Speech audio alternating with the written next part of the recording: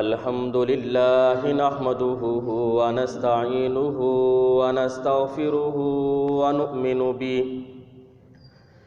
ونؤمن به ونتوكل عليه ونعوذ بالله من شرور أنفسنا ومن سيئات أعمالنا من يهده الله فلا مضل له ومن يضلله فلا هادي له ونشهد أن لا إله إلا الله وحده لا شريك له ونشهد أن سيدنا وسندنا ومكينا ومدنينا ومولانا محمدا عبده ورسوله أما بعد أعوذ بالله من الشيطان الرجيم بسم الله الرحمن الرحيم وسارعوا إلى مغفرة من ربكم وجنة أرضها السماوات والأرض أعدت للمتقين وقال النبي صلى الله عليه وسلم الدين النصيحة أو كما قال عليه الصلاة والسلام آمنت بالله صدق الله مولانا العظيم وصدق رسوله النبي الأمي الهاشمي المدني الكريم ونحن على ذلك لمن الشاهدين والشاكرين والحمد لله رب العالمین۔ تمام حضرات عقیدت اور محبت کے ساتھ عبادت اور ثواب کی نیت سے نماز میں پڑھا جانے والا درود شریف ایک مرتبہ بآواز بلند پڑھ لیں۔ اللہم صلی علی محمد وعلی آل محمد کما صلیت علی ابراہیم وعلى آل إبراهيم إنك حميد مجيد اللهم بارك على محمد وعلى آل محمد كما باركت على إبراهيم وعلى آل إبراهيم إنك حميد مجيد۔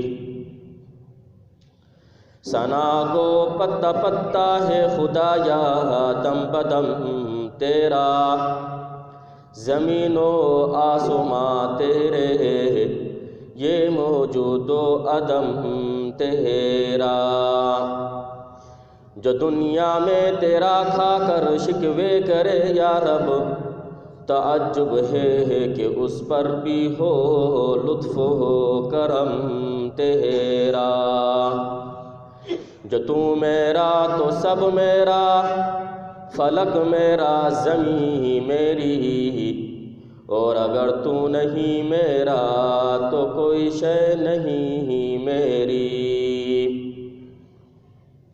واجب الاحترام عزیزان گرامی، آپ کے سامنے قرآن کریم فرقان مجید چوتھا پارہ سورۃ آل عمران کی آیت نمبر 132 تلاوت کی، اور سرکار دو عالم تاجدار مدینہ محمد مصطفیٰ احمد مجتبیٰ صلی اللہ علیہ وسلم کی ایک حدیث مبارکہ پیش کی۔ گزشتہ 3 جمعوں سے مسنون دعاؤں کے بارے میں گفتگو چل رہی ہے کہ میں نے یہ آپ کو بتایا کہ نبی اکرم صلی اللہ علیہ وسلم کے جتنے بھی احسانات ہیں ان میں سے ایک عظیم احسان یہ ہے کہ آپ صلی اللہ علیہ وسلم نے ایک آسان نسخہ فراہم کیا ہے اللہ کا قرب حاصل کرنے کا، اور وہ آسان نسخہ کیا ہے؟ موقع موقع کی دعائیں ہیں۔ آپ صلی اللہ علیہ وسلم نے جو دعائیں ہمیں سکھلائی ہیں اگر ہم ان پر عمل کر لیں گے تو ہمیں کئی فوائد حاصل ہوئیں گے۔ ان میں سے ایک فائدہ کثرت ذکر کرنے والوں میں ہم شامل ہو جائیں گے، اور دوسرا فائدہ ان دعاؤں کی برکت سے ہم گناہوں سے بچ جائیں گے، اور تیسرا فائدہ اللہ کا قرب حاصل ہو جائے گا۔ اس لیے کہ حدیث پاک میں آتا ہے کہ یہ دعا مومن کا اسلحہ ہے، دعا مومن کا اسلحہ ہے کہ ان دعاؤں کے ذریعے سے ہم اپنی حفاظت کر سکتے ہیں۔ تو کچھ دعائیں ایسی تھیں جو پہلے میں نے جمعوں کے اندر بیان کی، اور میری کوشش یہی تھی کہ آپ کے سامنے وہ دعائیں ذکر کروں جو الفاظ کے اعتبار سے مختصر ہوں، جن کو یاد کرنا بھی آسان ہو اور ان کا فائدہ بھی بہت زیادہ ہو۔ تو ان میں سے ایک دعا وہ وضو کے درمیان کی دعا ہے۔ عام طور پر ہم نماز پڑھنے کے لیے آتے ہیں تو وضو بھی کرتے ہیں، کیونکہ نماز سے پہلے وضو کرنا یہ نماز کی شرائط میں سے ایک شرط ہے۔ تو وضو کے درمیان کی دعا عام طور پر اکثر لوگوں کو یاد تو ہوتی ہے، لیکن غفلت، اہمیت کا پتہ نہیں ہوتا، جس کی وجہ سے ہم چھوڑ دیتے ہیں۔ کہ آپ صلی اللہ علیہ وسلم نے دعا کی کہ وضو کے درمیان میں کیا دعا پڑھنی ہے؟ اللہم اغفر لی ذنبی ووسع لی فی داری وبارک لی فی رزقی۔ اب دیکھو کتنی مختصر سی الفاظ، مختصر ہیں، اب ان کے اندر جامعیت کیا ہے، کیا مانگی جا رہی ہے؟ اس دعا کے اندر نبی اکرم صلی اللہ علیہ وسلم نے 3 چیزیں مانگی ہیں۔ کتنی چیزیں؟ 3 چیزیں۔ ایک، اللہم اغفر لی ذنبی، اے اللہ میرے گناہوں کو معاف فرما دیجیے، میری بخشش کر دیجیے۔ اور دوسری اور تیسری دعا، اے اللہ میرے گھر میں وسعت کر دیجیے، اے اللہ میرے رزق میں برکت دے دیجیے۔ اب 3 چیزیں اس دعا کے اندر مانگی جا رہی ہیں، اور پہلی چیز کا تعلق آخرت کے ساتھ ہے، اور دوسری اور تیسری چیز کا تعلق انسان کا دنیا کے ساتھ ہے۔ اور پہلی چیز اللہم اغفر لی ذنبی، اے اللہ میرے گناہوں کو معاف کر دیجیے۔ دنیا کے اندر کوئی انسان ایسا نہیں ہے جس سے کوئی گناہ نہ ہوتا ہو، سوائے انبیاء علیہ السلام سے، کہ انبیاء علیہ السلام وہ گناہوں سے معصوم ہیں۔ انبیاء کے علاوہ سب سے بڑا درجہ صحابہ کا، پھر صحابہ کے بعد بڑا درجہ کس کا بھی؟ شہداء کا، صلحاء، تابعین کا ہے۔ قرآن پاک میں ہے کہ ایک آیت ہمیں بتلاتی ہے کہ کبھی کبھی متقین، صلحاء، بڑے درجے پر جو لوگ فائز ہیں ان سے بھی گناہ ہو جاتا ہے۔ اللہ تعالیٰ فرماتے ہیں وَسَارِعُوا إِلَىٰ مَغْفِرَةٍ مِّن رَبِّكُمْ وَجَنَّةٍ، کہ اے لوگو اللہ کی مغفرت اور اس کی جنت کی طرف دوڑ لگاؤ جس کی چوڑائی آسمان اور زمین سے بھی زیادہ ہے۔ اعدت للمتقین، وہ جنت متقین پرہیزگاروں کے لیے تیار کی گئی ہے۔ اب آگے متقین کی صفات بیان کی جا رہی ہیں، الذین ينفقون فی السراء والضراء، کہ متقین وہ لوگ ہیں جو اللہ کی راہ میں خرچ کرتے ہیں اس حالت میں جب کہ ان کی حالت اچھی ہو، اور اس حالت میں بھی وہ اللہ کی راہ میں خرچ کرتے ہیں جب ان کی حالت صحیح نہیں تھی، یعنی ہر حال میں اللہ کی راہ میں خرچ کرتے ہیں۔ اور والکاظمین الغیظ، اور غصے کے وقت غصے کو پی جاتے ہیں، والعافین عن الناس، اور لوگوں کے ساتھ درگزر والا معاملہ کرتے ہیں۔ یہ صفات بیان کی گئی، اور پھر آگے ایک اور صفت بیان کی، والذین اذا فعلوا فاحشة او ظلموا انفسهم ذکروا اللہ، کہ جب ان لوگوں سے کوئی بے حیائی کا کام ہو جاتا ہے یا اپنے نفس پر یہ لوگ ظلم ڈھا بیٹھتے ہیں تو اس وقت ذکروا اللہ، اللہ کی طرف رجوع کرتے ہیں، فاستغفروا لذنوبہم، اور اپنے گناہوں کی مغفرت طلب کرتے ہیں۔ اس آیت کے تحت مفسرین نے لکھا ہے کہ بعض دفعہ متقین پرہیزگار لوگوں سے بھی گناہ ہو جاتے ہیں، یہ آیت بتلا رہی ہے۔ تو میں نے یہ کہا کہ نبی پاک صلی اللہ علیہ وسلم ہمیں دعا سکھلا رہے ہیں، اور کیا دعا سکھائی؟ اللہم اغفر لی ذنبی، اے اللہ میرے گناہوں کو معاف کر دیجئے، اور کسی کو مغفرت مل گئی گویا کہ یہ اس کو ایک عظیم نعمت مل گئی، اس لیے کہ جنت میں داخل ہونے کے لیے جو رکاوٹ ہے وہ انسان کے گناہ ہے۔ جب تک انسان گناہ اس کے معاف نہیں ہوں گے جنت میں نہیں جا سکے گا۔ تو اس لیے مغفرت کا مل جانا یہ عظیم نعمتوں میں سے ایک نعمت ہے، جو کہ اس دعا کے اندر ہمیں سکھلایا گیا ہے کہ مغفرت کی دعا مانگی جائے۔ اور کوئی انسان انبیاء علیہ السلام کے علاوہ کوئی ایسا ہی نہیں ہے جسے گناہ نہ ہوتا ہو، اس لیے مغفرت کی دعائیں استغفار موقع موقع پر کرنا چاہیے۔ اور آپ صلی اللہ علیہ وسلم اور صحابہ کرام رضوان اللہ علیہ اجمعین کی عادت یہ تھی کہ ہر نیکی کرنے کے بعد بھی استغفار کیا کرتے تھے، حتیٰ کہ نماز پڑھنے کے بعد فرض کے بعد 1 مرتبہ اللہ اکبر اور 3 مرتبہ استغفر اللہ استغفر اللہ استغفر اللہ پڑھتے تھے۔ اب سوچنے کی بات ہے کہ نماز پڑھنے کے بعد استغفار یعنی گناہوں سے معافی تو اس وقت مانگی جاتی جب کوئی انسان گناہ کرے، اب نماز کے بعد استغفار کیوں کیا جا رہا ہے؟ تو اس کی علماء نے ایک توجیہ بیان کی کہ نماز کے بعد نیکی کرنے کے بعد جو استغفار کیا جا رہا ہے اس کی وجہ ما عبدناک حق عبادتک، اے اللہ تیری شان کے مطابق جو عبادت کرنی چاہیے تھی وہ ہم سے نہیں ہو سکی، اس میں ہم نے کوتاہی کر لی، اس کوتاہی کو معاف کر دے، ما عرفناک حق معرفتک۔ تو موقع موقع پر استغفار بھی کرنا چاہیے۔ اور حضرت ابو بکر صدیق رضی اللہ عنہ کا ایک مشہور قول کتابوں میں موجود ہے کہ حضرت ابو بکر صدیق رضی اللہ عنہ فرمایا کرتے تھے جب بھی تم نیکی کرو تو نیکی کرنے کے بعد 1 مرتبہ الحمدللہ اور اس کے بعد استغفر اللہ ضرور کہا کرو۔ الحمدللہ اس بات پر کہ اللہ تیری توفیق سے مجھے یہ نیکی کرنے کا موقع ملا ہے، تیری توفیق نہ ہوتی تو مجھے نیکی کرنے کا موقع نہ ملتا، اس پر اللہ کا شکر الحمدللہ۔ اور پھر استغفر اللہ، اے اللہ تیری شان کے مطابق جو نیکی کرنی چاہیے تھی وہ نہیں کر سکا میں، اس پر میں معافی مانگ رہا ہوں۔ اس لیے استغفار کی کثرت کی جائے۔ اور حدیث پاک میں آتا ہے آپ صلی اللہ علیہ وسلم نے ارشاد فرمایا کہ جو شخص سید الاستغفار، اس سید الاستغفار کو جو شخص صبح کے وقت پڑھ لیتا ہے 1 مرتبہ اور شام ہونے سے پہلے اگر وہ فوت ہو جاتا ہے دخل الجنہ، سیدھا جنت میں داخل ہو جائے گا۔ اور اگر کوئی شخص شام کے وقت پڑھتا ہے صبح ہونے سے پہلے وہ فوت ہو جاتا ہے تو وہ سیدھا جنت میں داخل ہو جائے گا۔ کتنی بڑی فضیلت ہے۔ تو اس دعا کے اندر وضو کی جو دعا ہے، اس وضو کے درمیان کی دعا کے اندر پہلا جملہ فرمایا اللہم اغفر لی ذنبی، اے اللہ میرے گناہوں کو معاف کر دیجیے۔ تو گناہوں سے معافی مانگنا یہ اپنا جو ہے معمول بنائیے۔ اور دوسرا جملہ ووسع لی فی داری، اے اللہ میرے گھر میں وسعت عطا فرما۔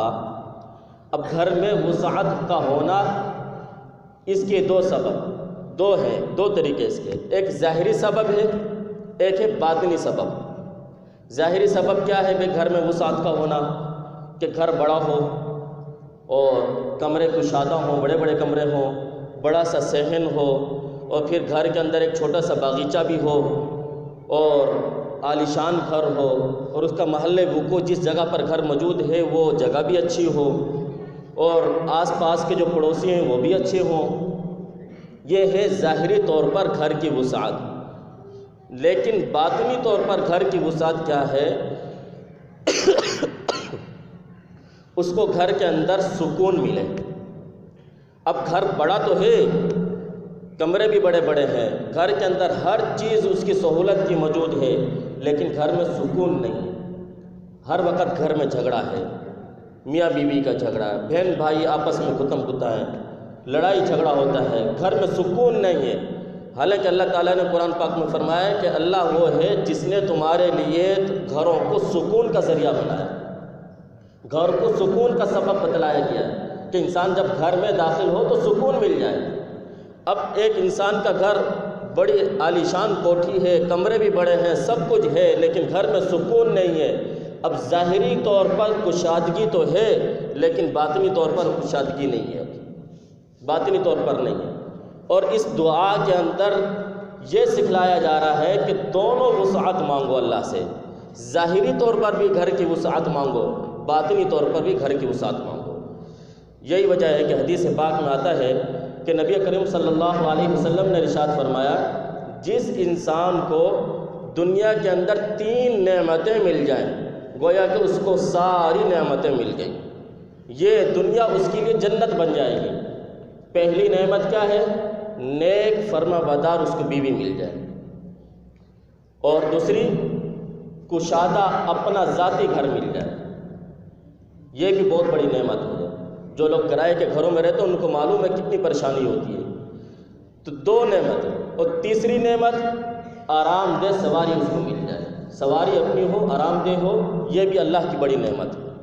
اور ایک روایت میں فرمایا کہ ایک اور چیز ہے، ایک اور نعمت ہے کہ اپنے گھر کے قریب روزی کا بندوبست ہو، اپنے گھر کے قریب روزی کا بندوبست ہو۔ یہ اللہ تعالیٰ کی وہ نعمتیں ہیں، جس انسان کو یہ نعمتیں مل جائیں گویا کہ یہ دنیا اس کے لیے جنت بن جائے۔ اس لیے اس دعا کا اہتمام کریں۔ اور تیسرا، اس حدیث کے اندر تیسرا لفظ کیا ہے؟ وَبَارِكْ لِي فِي رِزْقِي، اے اللہ میرے رزق میں برکت عطا فرما۔ اب برکت کسے کہتے ہیں بھی؟ برکت کا مفہوم یا برکت کا ترجمہ اردو کے اندر نہیں ہے، یہ ہم نے کہا ہے کہ یہ برکت، یہ عربی زبان کا لفظ، لیکن اس کا اردو میں ترجمہ ہوتا نہیں، اتنا وسیع یہ لفظ ہے۔ اب برکت کہتے کسے ہیں؟ بغیر محنت کے، بغیر محنت کے تھوڑے سے پیسے لگائے اور زیادہ سے زیادہ نفع حاصل کر لیا، اس کو کہتے ہیں برکت۔ ایک اللہ والے فرمانے لگے برکت اس کو کہتے ہیں کہ انسان جو کمائے اس کا پیسہ اس کی ذات پر لگ جائے، اس کو برکت کہتے ہیں۔ اب ایک آدمی کماتا بہت ہے لیکن اس کو کھانے کی توفیق نہیں ملتی، ڈاکٹروں نے منع کر دیا یہ بھی نہیں کھانا، یہ بھی نہیں کھانا، یہ بھی، پیسہ بہت ہے لیکن نہیں کر سکتا، اپنی ذات پہ استعمال نہیں کر سکتا وہ۔ تو اس لیے اس دعا کا اہتمام خاص طور پر وضو کے اندر بھی کریں، اور وضو کے علاوہ جب دعاؤں کا اہتمام کریں، دعائیں مانگیں، تو اس کے اندر یہ خاص طور پر یہ دعا ضرور مانگی جائے، اللہم اغفر لی ذنبی ووسع لی فی داری وبارک لی فی رزقی، اے اللہ میرے گناہوں کو معاف کر دیجئے، اللہ میرے گھر میں وسعت عطا کر دیجئے، اللہ میرے کاروبار میں، میرے رزق کے اندر جو ہے برکت عطا فرما دیجئے۔ تو ان دعاؤں کا اہتمام کریں۔ اسی طریقے سے آپ صلی اللہ علیہ وسلم نے ایک اور دعا سکھلائی ہے، بڑی فضیلت ہے اس کی۔ آپ صلی اللہ علیہ وسلم نے ارشاد فرمایا، جو آدمی صبح کے وقت 7 مرتبہ یہ دعا پڑھے، سورۃ التوبہ 11واں پارہ آخری آیت، سورۃ التوبہ 11واں پارہ آخری آیت، حسبی اللہ لا الہ الا ہو علیہ توکلت وہو رب العرش العظیم، یہ آیت 7 مرتبہ جو آدمی صبح کے وقت پڑھتا ہے، آپ صلی اللہ علیہ وسلم نے ارشاد فرمایا اس کے اللہ سارے غموں کو دور کر دیتے ہیں۔ اور جو شام کو 7 مرتبہ اس دعا کو پڑھتا ہے، اللہ تعالیٰ اس کے سارے غموں کو دور کر دیتے ہیں۔ کتنی بڑی فضیلت ہے، ساری پریشانیاں۔ ایک اللہ والا فرماتے ہیں کہ میں نے جب سے اس دعا کا اہتمام کیا ہے، مجھے کئی سال ہو چکے ہیں، مجھے یاد نہیں ہے کہ میرے اوپر کوئی غم آیا ہو۔ کتنی بڑی فضیلت ہے۔ اور ان دعاؤں میں سے ایک دعا اور بھی ہے جسے نبی اکرم صلی اللہ علیہ وسلم نے سکھلایا ہمیں۔ وہ دعا کیا ہے؟ بس آخری دعا میں آپ کے سامنے ذکر کرتا ہوں کہ آپ صلی اللہ علیہ وسلم نے ارشاد فرمایا، جو آدمی صبح کے وقت یہ دعا 3 مرتبہ پڑھ لے، دعا کیا ہے؟ رضیت باللہ ربا، سب پڑھ لیں، رضیت باللہ ربا وبالاسلام دینا وبمحمد نبیا صلی اللہ علیہ وسلم۔ آپ صلی اللہ علیہ وسلم نے ارشاد فرمایا، اب اس دعا کے اندر کیا ہے؟ رضیت باللہ ربا، میں اپنے اللہ پر رب ہونے پر راضی ہوں، میں اللہ کے رب ہونے پر راضی ہوں، میں اسلام کے دین ہونے پر کیا ہوں؟ راضی ہوں، میرا دین اسلام، میں اس پر راضی ہوں، اور نبی پاک صلی اللہ علیہ وسلم کو نبی ماننے پر میں کیا ہوں؟ راضی ہوں۔ آپ صلی اللہ علیہ وسلم نے ارشاد فرمایا، کان علی اللہ حقا ان یرضیہ، اللہ پر لازم ہے قیامت کے دن اللہ اس کو خوش کریں گے۔ کتنی بڑی فضیلت ہے۔ اور ایک روایت میں یوں بھی آیا ہے اور بڑی عجیب، میں نے جب سے پڑھی اس روایت کو دل ٹھنڈا ہو گیا، اتنا یعنی ایسا عجیب جملہ آپ صلی اللہ علیہ وسلم نے فرمایا کہ جو شخص صبح کے وقت اور شام کے وقت اس دعا کو 3 مرتبہ پڑھتا ہے، آپ صلی اللہ علیہ وسلم نے ارشاد فرمایا قیامت کی دن میں اس کے ہاتھوں کو پکڑ کر اس کو جنت میں داخل کر دوں گا۔ اب کتنا خوش نصیب ہوگا وہ شخص جس کے ہاتھ آپ صلی اللہ علیہ وسلم کے ہاتھ میں آ جائیں اور آپ خود اپنے دست مبارک سے اس کو پکڑ کر جنت میں داخل کر دیں، کتنی بڑی فضیلت ہے۔ حالانکہ دعا کیا ہے، چھوٹی سی دعا ہے، لیکن کیا ہے کہ ہم لوگ غور نہیں کرتے، توجہ نہیں کرتے، اہمیت نہیں دیتے، جس کی وجہ سے ہم جو ہے ان دعاؤں کو چھوڑ دیتے ہیں۔ رضیت باللہ ربا وبالاسلام دینا وبمحمد نبی صلی اللہ علیہ وسلم، اس دعا کو اہتمام کے ساتھ جتنی بھی دعائیں میں نے آپ کے سامنے گزشتہ 3 جمعوں میں بھی بیان کی، یہ ساری دعاؤں کا اہتمام کریں، جو کہ الفاظ کے اعتبار سے بڑی مختصر ہیں لیکن جامع اور معنی اتنی ہیں۔ اس دعاؤں کے اہتمام کی وجہ سے اللہ ہماری دنیا کے اندر بھی ہمیں خیریں عطا فرمائے گا اور آخرت میں بھی ہمیں خیریں عطا فرمائے گا۔ اس لیے دعا کر اللہ تعالی ہمیں ان تمام باتوں پر عمل کرنے کی توفیق عطا فرمائے۔ وآخر دعوانا الحمدللہ۔